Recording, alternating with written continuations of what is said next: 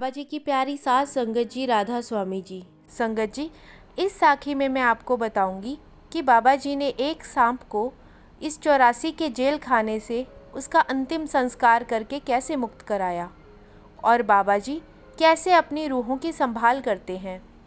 फिर वह रूह चाहे किसी भी जूनी में हो, बाबा जी उसको सचखंड तक कैसे पहुंचा देते हैं। संगत जी, ऐसा कहा जाता है कि सभी सच्चे पूर्ण संत इस धरती पर अपनी रूहों को साथ ले जाने के लिए ही आते हैं। वह पहले से ही तय कर लेते हैं कि वह धरती से कितनी रूह को मुक्त करवाकर अपने साथ लेकर जाएंगे। अगर कोई यह सोचे कि हम तो अपनी मर्जी से सद्गुरु की शरण में चले जाएंगे, तो ऐसा सोचना उनकी सबसे बड़ी भूल है। यह सब सद्गुरु की मर्जी से ही होता आया है। आप सबसे विनती है कि वीडियो को पूरा सुनें और कमेंट बॉक्स में अपने शहर का नाम ज़रूर लिखें, ताकि हम जान सकें कि बाबा जी की संगत कहाँ कहाँ से यह साखी सुन रही है। संगत जी, यह बात उस समय की है जब डेरे के आसपास बहुत सारे जंगल हुआ करते थे। एक बार बाबा जी ने अपने सेवादार को कहा कि वह जंगल में जाना चाहते हैं।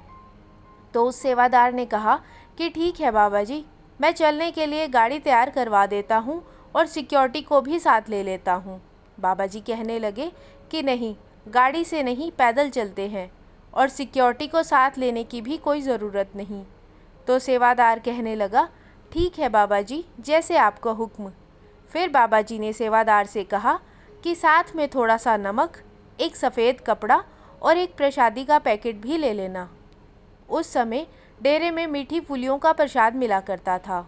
तो बाबा जी के हुक्म के अनुसार सेवादार ने सारा सामान साथ ले लिया और इसके बाद बाबा जी और सेवादार जंगल की तरफ निकल पड़े। थोड़ी ही दूरी पर चलने के बाद बाबा जी और सेवादार के सामने एक बहुत बड़ा काला सांप फन उठाकर बैठ गया। यह देखकर सेवादार बहुत डर गया और उसने बाबा जी से कहा कि यहाँ से लौट चलते हैं। यह सांप बहुत बड़ा और ख़तरनाक लग रहा है। हमारे पास खुद के बचाव के लिए कुछ भी नहीं है। तो बाबा जी कहने लगे कि तू चिंता क्यों करता है, यह हमें कुछ नहीं करेगा। यह मेरा बहुत अच्छा दोस्त है।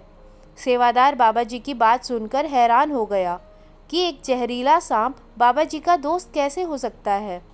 तो बाबा जी ने सेवादार को कहा कि तू डर मत, यह किसी को कुछ नहीं करेगा। और यह कहकर बाबा जी सांप के पास चले गए और सांप उसी समय बाबा जी के पैरों में लिपट गया। फिर बाबा जी ने सेवादार से थोड़ा सा प्रसाद लिया और 2 दाने निकाले और सांप को खिला दिए और सांप के सर पर हाथ फेरने लगे। कुछ ही पल में सांप ने प्राण त्याग दिए और फिर बाबा जी ने सेवादार से कहा कि यहाँ किसी साइड में एक गड्ढा कर दो। तो सेवादार ने वैसा ही किया और फिर बाबा जी ने सांप के ऊपर नमक डालकर उसे सफ़ेद कपड़े से ढक दिया, उसे गड्ढे में डाल दिया और सेवादार से गड्ढे को मिट्टी से बंद करवा दिया। यह सारा नज़ारा देखकर सेवादार हैरान होता रहा। फिर बाबा जी और सेवादार वापस डेरे की तरफ चलने लगे। सेवादार के मन में यही चलता रहा कि बाबा जी से कैसे पूछूं कि वह सांप को अपना दोस्त क्यों कह रहे थे, लेकिन उसकी हिम्मत नहीं हो रही थी बाबा जी से सवाल करने की। पर बाबा जी तो जानी जान है। बाबा जी ने सेवादार के मन की बात को जान लिया और उसके बाद बाबा जी ने सारी बात सेवादार को बताई। बाबा जी ने बताया कि जब मैं कॉलेज में पढ़ाई करता था तब मेरा बहुत अच्छा दोस्त हुआ करता था। वह मेरी हर बात मानता था। मेरा वही दोस्त अभी उस सांप की जूनी में है। हमारी दोस्ती काफ़ी अच्छी थी। मैं जो कहता था मेरा दोस्त वही करता था, पर सिर्फ एक ही बात वह मेरी कभी नहीं मानता था।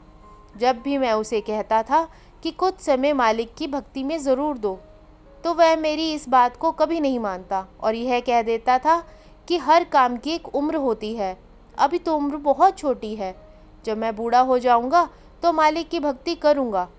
फिर जब हम कॉलेज की पढ़ाई करके निकले तो हमने कमाना शुरू कर दिया। उस समय मैं फिर इसको बोला करता था कि भाई अब तो कुछ समय मालिक के लिए निकाल, लेकिन तब भी इसके ऊपर पैसे कमाने का भूत सवार था कि इसको पैसे के अलावा कुछ और समझ ही नहीं आता था।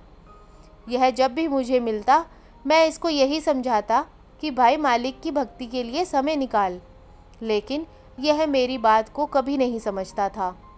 पिछले जन्म के कर्मों के आधार पर इसे नामदान तो मिल चुका था, लेकिन उसकी कद्र इसने कभी नहीं की। भजन सिमरन के लिए यह बिल्कुल वक्त नहीं निकालता था, क्योंकि इसने अपने व्यापार को इतना फैला दिया था कि इसके पास किसी और काम के लिए वक्त ही नहीं था।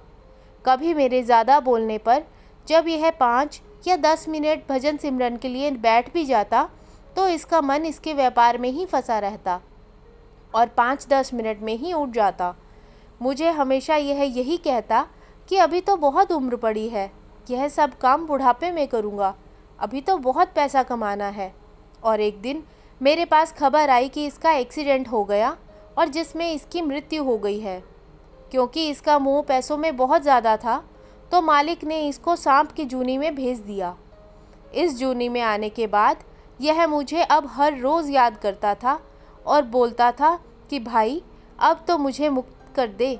अब जब इसने अपने कर्मों का हिसाब किताब सांप की जूनी में भोग लिया था तो मुझे इसके पास आना ही पड़ा। अब इसे फिर से इंसान की जून मिलेगी और यह अपना भजन सिमरन पूरा करेगा। इसके बाद ही यह अपने असली घर सचखंड पहुंच सकेगा। साथ संगत जी, जो लोग यह सोचकर बैठे हैं कि नामदान मिल गया अब तो मुक्ति भी पक्की है, उनको भी इस वीडियो को देखने के बाद समझ आ जाएगा कि सिर्फ नामदान लेकर मुक्ति नहीं मिलती। यदि उस नामदान की कद्र ना की तो अभी कई और निचली जूनियों को भोगना पड़ेगा। हमें नामदान देकर हमारे सद्गुरु ने अपनी जिम्मेवारी पूरी की है, लेकिन जब तक हम नाम सिमरन नहीं करेंगे तो हमारे कर्मों का हिसाब किताब पूरा नहीं होगा और तब तक हम सचखंड नहीं जा पाएंगे। सद्गुरु अपनी जिम्मेवारी अच्छे से निभा रहे हैं, अब हमें अपनी जिम्मेवारी निभानी है। इस इंसानी जामे को सचखंड का एकमात्र दरवाज़ा बताया गया है। यदि हम इसे भी गंवा देंगे तो हमें अभी और कई निचली जूनियों में जाकर अपने कर्मों का भुगतान देना पड़ेगा। बाबा जी हमें बस रास्ता दिखा सकते हैं, उस पर चलना हमें खुद ही पड़ेगा। बाबा जी भी यह कभी नहीं कहते कि आप पैसा मत कमाओ। बाबा जी हमेशा अपनी सांसारिक और पारिवारिक जिम्मेवारियों को निभाते हुए सतगुरु के लिए हमारी जो जिम्मेवारी बनती है उसे भी निभाने के लिए ही कहते हैं।